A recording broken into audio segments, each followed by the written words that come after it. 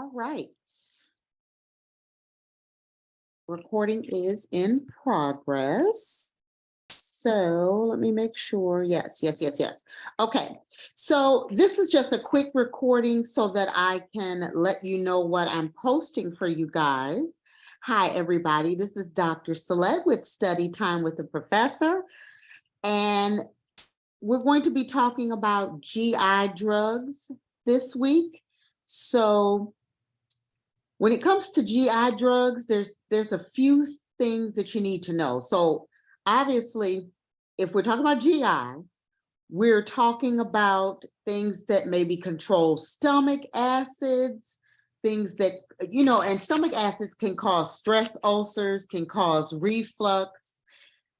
So we're concerned about things like that. We're also concerned about two very basic things, diarrhea or constipation, and nausea and vomiting. Those are just some of the basic things that happen when you have GI issues, okay? So again, nausea, vomiting, diarrhea, constipation, and then of course, stomach issues like ulcers, GI bleeds, reflux, things like that, okay? So when it comes to GI drugs, those are the things that you're focused on. So as always, I tell you all, make sure you know your patho. So these are some of the GI drugs for esophagitis, gastritis, like I said, ulcers, reflux, or anything like H. pylori antibiotics that would help if you have some type of GI infection, okay? So I'm not going through these drugs because I'm actually going to post this entire PowerPoint for you all to review. So in the description down below, you will see a link to this PowerPoint. I'm not reviewing because this is not a live. We will continue with our live next week because right now I'm currently at the National Council State Board of Nursing, writing for the next gen, one of the things that I absolutely love to do. This is like my 4th or 5th time in Chicago writing for National Council, so I'm very excited about that. And so there's no live this evening, so I decided to just explain to you what the PowerPoint is about, post the PowerPoint down below. Also, I'm going to give you a link to a voiceover PowerPoint that is not my voice, but it is a very good review. So you will have links to both of those. It's going to take you to a Google Drive, and as long as you have the link, you have access to open it up in the Google Drive. Only the people with links can open it up. And the voiceover PowerPoint, what you'll need to do is download it to your computer and then just click on, let me see what it's called. Click on, oh gosh, my brain just went blank. Let me click on, and if you can see my screen, click on slideshow and click on play from the start and have your volume up.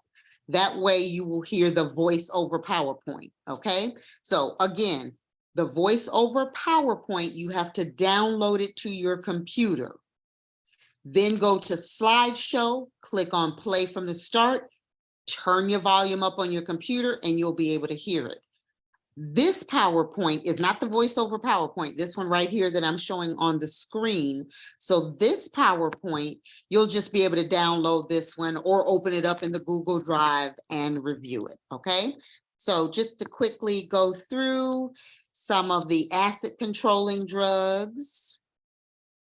Once again, I know I'm going through this, but the voiceover PowerPoint actually goes over all of this. It's an actual lecture of the same stuff that I'm showing you, okay? One of the key things to point out when you're looking at these acid controlling drugs, make sure you pay attention to, as you see in red, which drugs are recommended for people with renal disease and which ones are not. That is very important. So for instance, aluminum salts are recommended for patients with renal disease, whereas magnesium salts, like your Maalox, right? your Mylanta. These are not because our patients with kidney disease cannot excrete the extra magnesium. So any acid controlling drug that has magnesium in it, even if it's a combo drug like Mylanta, patients that have kidney issues should not take them. Okay, that's something really important to point out. Okay, also calcium. So how many times do you think patients that have renal disease, right? Some type of renal disease, they may be on dialysis because they have type 2 diabetes or they have hypertension, they end up on dialysis and they don't know that they, oh, I've got a stomach ache, I just had something to eat. And, they go grab a Tums. They're not supposed to have Tums. It's not recommended for patients with renal disease. It may accumulate as toxicity in their bloodstream. Okay, just something to point out. And like I said, as you go through the lecturer will be saying the same thing. Okay. All right. Sodium bicarb. All right. That's for allergies. You will have this PowerPoint. So it does not matter that I'm going fast. You will have this exact PowerPoint. Okay. Our H2 antagonist for our reflux, GERD. Okay, big thing about H2 antagonists, people that take these medications, go back, people that take these medications, Pepcid, Zantac, how many times have you heard patients take these and they may be smokers and they don't know that they're not supposed to take that medication and still smoke. It interferes with H2 blockers. Any medication that's on the market, I know they've taken some medications off of the market. I want to say Zantac is the one they took off the market because they said it causes cancer. Don't quote me on that. I doubt if that's on an exam because that's something that just happened. So I don't think they would test you on that at any school, and definitely not the National Council, the Next Gen. All right, PPIs are really good for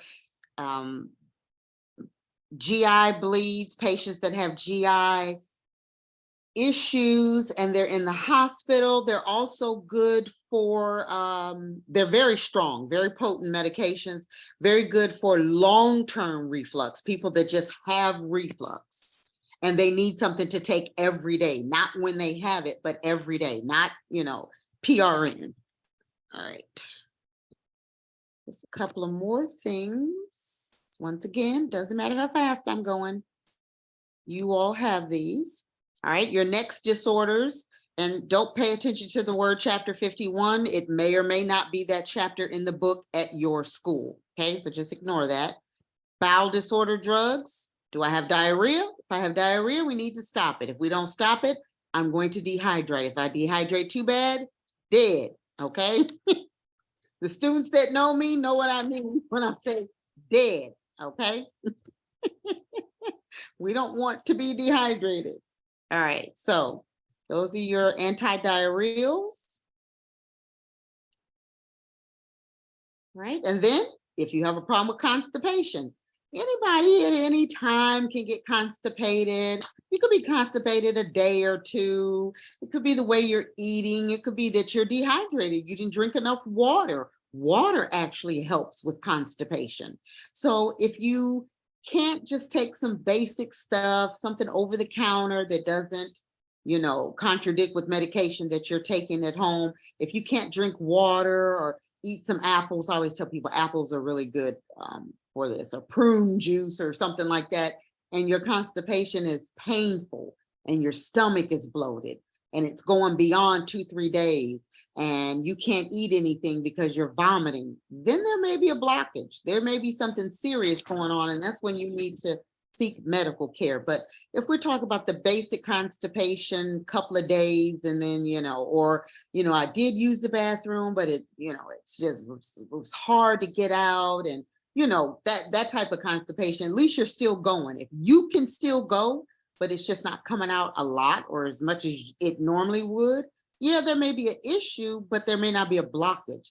If you have a blockage, you can't pass gas, you're not using the bathroom, everything you eat, just remember this, when you eat, what goes in must come out eventually. So if you are eating and 3, 4, 5 days come and you cannot get out anything, and you may even be vomiting at this point, because if it can't go out, oh, it's coming up. Okay, so just remember that about constipation. But there are things that we give people that may have, chronic constipation. Sometimes you can have chronic constipation because you're on a medication for life that causes constipation, or if you're on long-term medication therapy, like opioid therapy, which we don't like to put people on opioids long-term, but you know that opioids can cause constipation. So laxatives. Laxatives are not good long-term. So if there is a problem where you cannot use the bathroom, right, then you need to go to your provider so they can figure out why. You have to find out the root cause. You don't just throw laxatives at it if it's more than 2-3 days. If you need laxatives to go to the bathroom every day, that's not good. You have to go find out what the root cause of the issue is. Okay, laxatives are not meant for long term. All right. Yes, because laxatives can cause electrolyte imbalance. All right. Okay. Don't pay attention to any of that pharmacology stuff. And this slide that I'm giving you actually has a lot of stuff in it. So you will see other medications in here. So, there's 142 slides. You may need them for something else. So good luck with any test or quiz that you all may have coming up. And we will resume our live next week. Study Time with the Professor podcast will be back live 6:30 p.m. on Tuesdays. It's always 6:30 p.m. Eastern Standard Time on Tuesdays. If you can't make the live, of course, it's on YouTube. Make sure you subscribe. Make sure you share this with your fellow nursing students or fellow new nurses or nurses that just may want to review. And we're going to go a little deeper when I do the podcast. All right. So good luck, everyone.